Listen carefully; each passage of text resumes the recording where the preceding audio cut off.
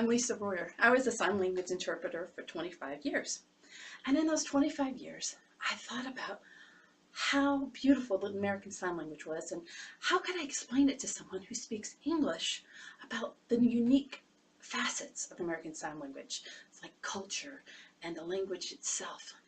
And then it came to me in a speech class in college. American Sign Language, spoken English, both have similar elements of communication. I'm going to do a comparison about those and talk a little bit about how you would interpret between the two of them. The scenario that played out earlier, a man, woman, whoever, walks into a meeting. We'll call it a formal business meeting. They walk in, they say, I'm late. Oh my gosh, my alarm clock didn't go off. I had to hurry up and get dressed. Ran out the door. I'm sorry I'm late. Here I am. Well, as an interpreter, watching this person come in the room, go across. Oh, that guy's having a rough day. He's running late. Oh my gosh, the alarm clock. And he comes, he sits down, and I've commiserated with him from all the way across the room. They sit down in front of me, and I'm ready to interpret, and I look up, and everyone in the room is looking at me. What do? They've watched him talk from the minute he got in the door to all the way where he sat down, and they're waiting for me to interpret what he said. Culturally, I say nothing. I smile and nod at everybody, and I go back to interpreting whatever the speaker's about to say. Kind of puts them at ease. Lets a deaf person know that I've acknowledged everybody, acknowledged him and what's going on with him, and I'm ready to interpret. Why didn't I voice everything he said on the way in the room? Because of the culture.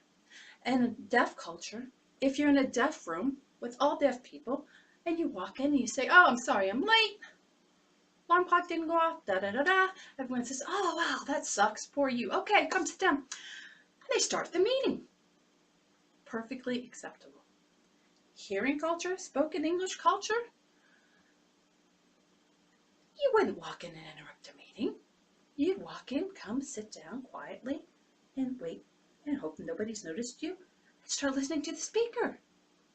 Two different cultures, two different ways of entering a situation.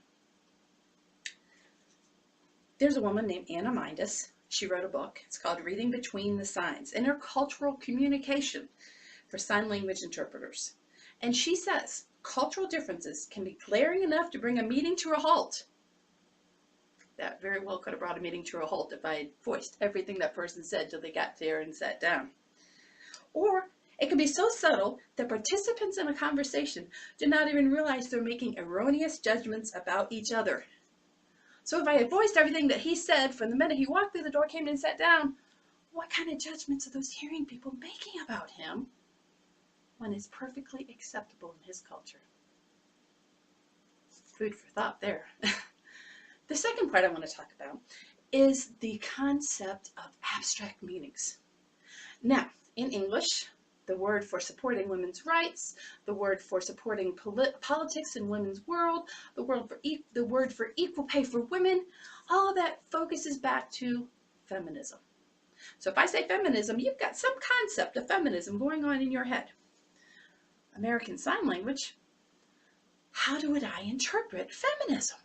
Okay, so I'm in a classroom. There's a professor. He walks in. He says, I'm going to talk about feminism. How do I interpret that?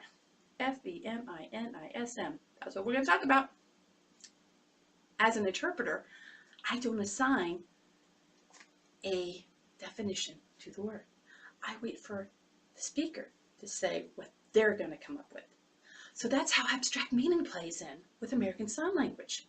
There's so many things in English that I could feed to this person via, interpreting on what feminism is. But first, it's not my responsibility culturally. It's their responsibility culturally. And I let them assign whatever meaning they want. So those are two different ways that you can think about elements of communication and how each language has their elements of communication. Then what I really thought is, how do I explain what it is to be an interpreter? I found this quote. Now this quote it's thick as peanut butter in the top of your mouth, okay? But try to work with me on this one because it's so good. Okay. So there was a person called Linda Coate, and this is what they had to say. That is, There are inherent intercultural processes in language learning. Spoken English, we learn culture and we learn processes to use within our culture and our language. Same with American Sign Language. So inherent intercultural processes in language learning in which meanings are made, or we assign meanings to, and interpreted across and between languages and cultures. Now, he goes on to say, and in which the linguistic and cultural repertoires of each individual exist in complex interrelationships. That's me, the interpreter. I get to take their culture and I get to take their culture and I get to put them together and I get to, hopefully, teach a little bit of what American Sign Language culture is to someone who's spoken English, a little bit of spoken English culture to someone who is in the deaf culture. So I thought, wow, that's just a grandiose view of what an interpreter is. And then I remembered, that's great, as long as everything goes well. Because as George Bernard Shaw would say, the single biggest problem in communication is the illusion that it has taken place. So no matter how good an interpreter I always think that I might be, or that I always try to be, there's always that element of communication that can lead to misunderstanding. And I just have enjoyed so much being a sign language interpreter. And as you can see from the picture of George Bernard Shaw, he's got his hand out, and I always think, to me, if I was going to interpret that picture, I'd say, are you listening? Then I always think too, are you communicating? Hi, my name is Lisa Royer, and I live in Spruce Pine, North Carolina. And the reason I'm taking online classes is so I can finish up with Edison as I'm getting ready to move here.